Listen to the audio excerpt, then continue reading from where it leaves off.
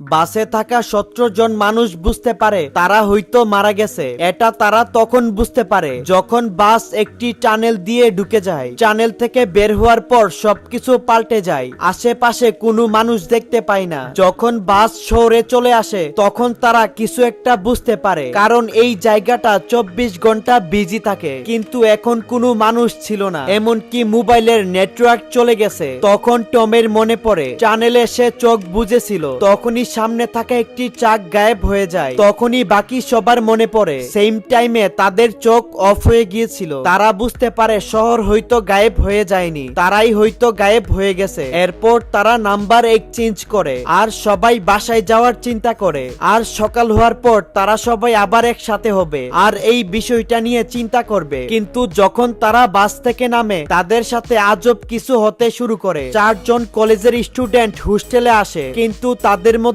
একজন অসুস্থ হয়ে যায়। তারা ডাক্তার আনার জন্য যায়, কিন্তু হসপিটালে কেউ ছিল না। যখন তারা হোস্টেলে ফিরে আসে সবাই ভয় পেয়ে যায়। তাদের